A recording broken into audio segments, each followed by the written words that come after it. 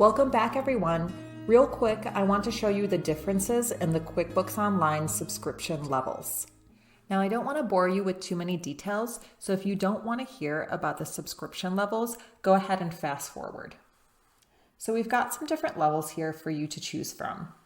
QuickBooks Self-Employed is designed for self-employed freelancers to track their income and expenses on their own and automatically connects this information into TurboTax Self-Employed when it's time to do your taxes. It's ideal for those working in the gig economy, for example, those driving for Uber or DoorDash, doing work as an independent contractor, or where your record keeping is very, very simple. QuickBooks is often running promotions for this service, including free trials and discounts on TurboTax. As of 2021, this level costs $750 per month. The main con is that this is a very basic system and does not let you do much. The Simple Start is perfect for most service-based businesses such as graphic designers, interior designers, photographers, massage therapists, musicians, and more. We are now starting to see features we can use to track the income we receive from clients, the ability to create invoices and produce financial statements that will really start giving us information we can use to make decisions for our business. QuickBooks Essentials is very similar to Simple Start, except here you can now have accounts payable, which you can use to pay bills to vendors. You can also add more users, for example, if you have a business partner. You can do time tracking and set up multi-currency. You can also set up recurring transactions. QuickBooks Plus is for larger businesses, those in retail and manufacturing that need to track inventory, and those with more employees on their team. There's also an advanced version, but we are going to focus primarily on the Simple Start and the Essentials here in this training, since this is a beginner's. Now, don't worry if you don't know what subscription level you want. We all have growing businesses, and the great news is that you can upgrade at any time that you want. So you want to think about what your business needs are now, and as you grow your business, what challenges you might face in the future and in what areas you might need support. Let's take a look at how you set up QuickBooks to begin with. And I just want to mention that you're going to get a downloadable PDF of all of these slides, so don't worry about needing to jot all this down. This is what your accounts and settings page is going to look like, and I'll show you how to get into this using the gear icon. Here you can set up all your company information, view your billing and usage, set up sales, expenses, payment methods, and some advanced features that I'll show you. On the settings page under company, you can upload your logo, put in all your company information, and even put in your tax ID number. Okay, so we covered a lot of information so far. Are you ready to take a test drive? Let's go. In this test drive, we're going to get to learn how to use the gear icon, the navigation bar, and the new button to get around. Over on the left, you'll see the link that you're going to copy and paste into your web browser in order to access the sample company profile. A few recommendations. It's recommended that you use Google Chrome browser when you're using QuickBooks Online. A few tips. Keeping 2 tabs open can help to switch between screens when you're performing bookkeeping. And also, if you have data entry to do or multiple things to view, 2 monitors really works best. You can pause this video while you get set up in the sample company. I'll meet you there. So we are now on the home page of our sample profile. This is also known as the dashboard. Because the home page automatically opens when you open QuickBooks Online, it directs the small business owner to review key metrics about their business. This is a good thing.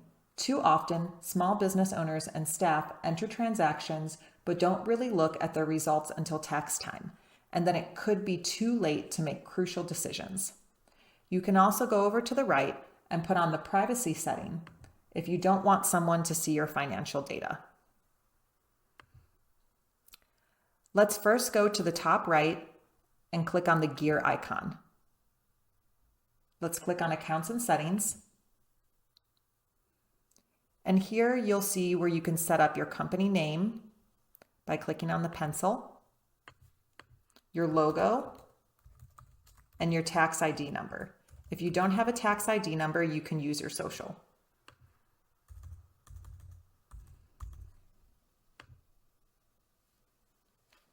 You can also put in company type, which would be your tax information and type of industry that you're in, and other contact information. There's usage limits, information on sales income, expenses, and in the advanced settings, you can set your chart of accounts specifications, time tracking, what type of currency you use, and other preferences regarding formatting. Let's close out. Now from the gear icon, we're going to select Manage Users. Here you can add users to your account and decide what level of access you want them to have. For example, if you add an accountant or want a team member to just have access to sending out or paying invoices, you can do that here.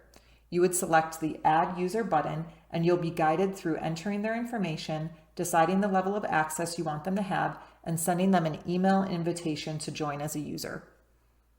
Let's click the gear icon again, and the last thing I want to show you is Chart of Accounts. Now, we mentioned Chart of Accounts before, and we talked about why it was so important.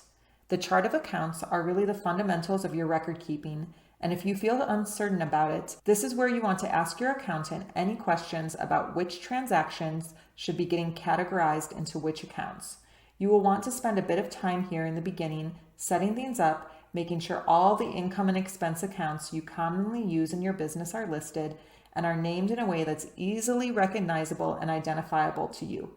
You may also want to make sure there are no duplicate accounts so your income and expense tracking can be neatly organized without splitting similar transactions between two different accounts and having things not be clear. So if we want to add something here, we're going to go to New, and this is where we can add another account to our chart of accounts. So under Account Type, we're going to go ahead and add an income account. We'll click on Detail Type, and we'll say that this is sales of product income. So we're selling a product here. Before, I used the example of painting portraits, so that's what we're going to name this.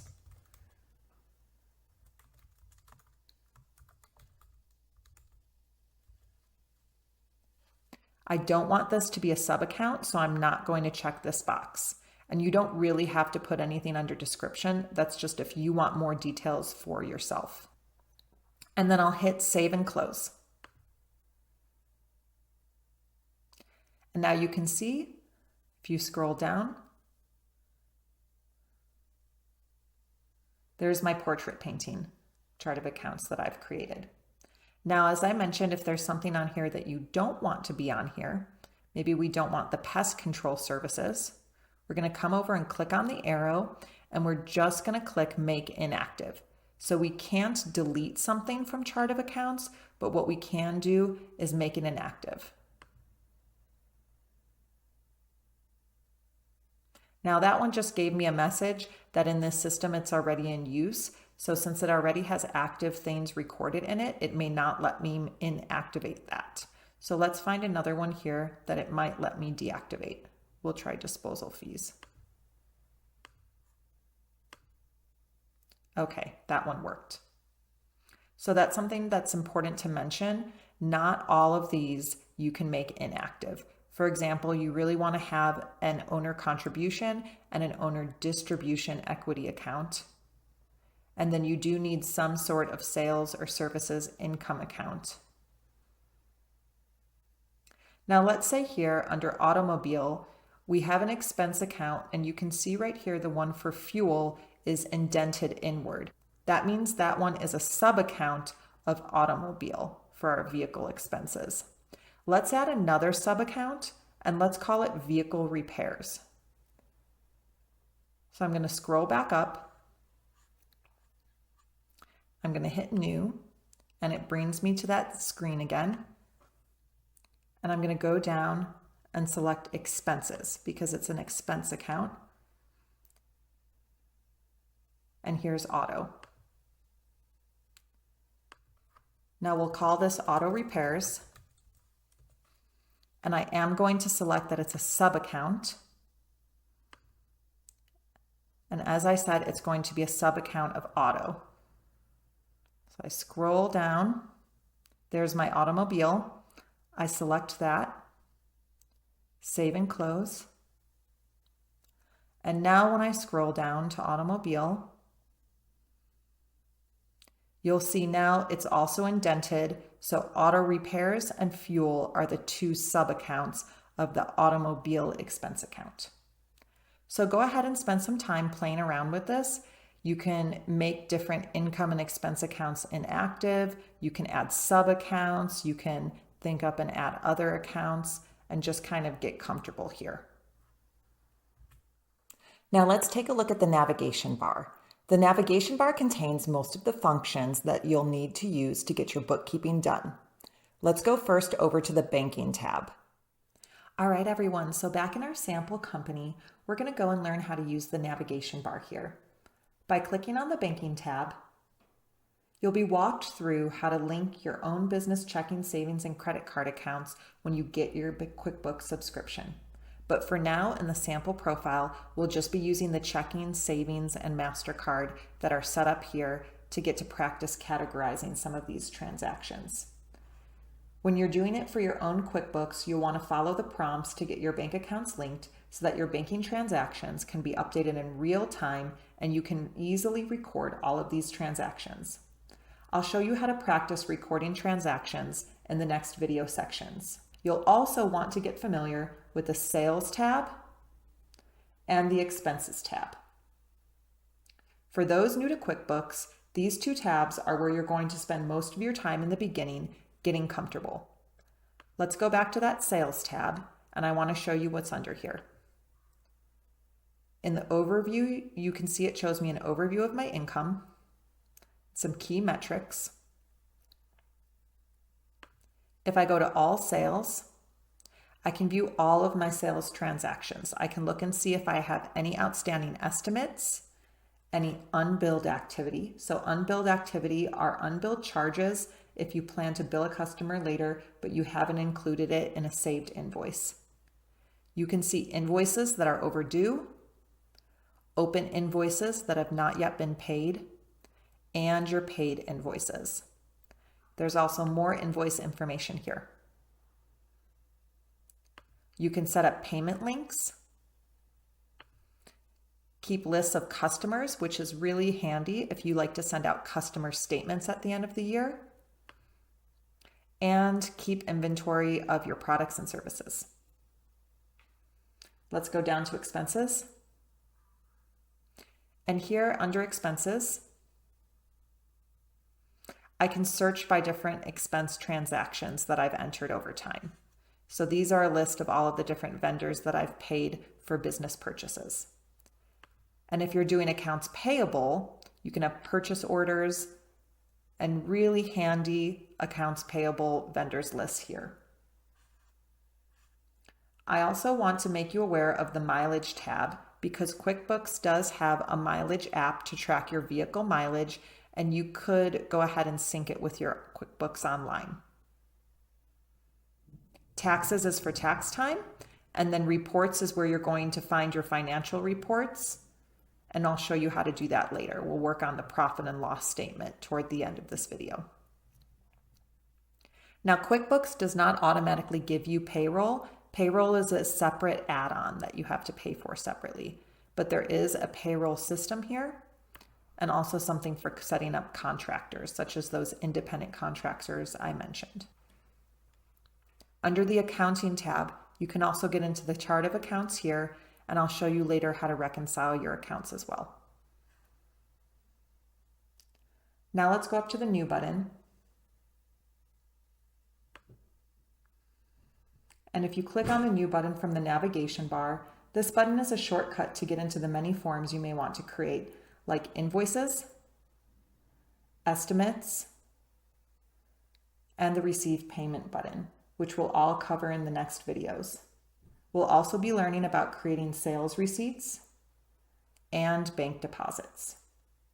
As a beginner, I want you to get familiar with these first, but you can see as you become more skilled, you can also issue refund receipts, credit memos, pay bills, have employees enter their time, record credit card payments, and more.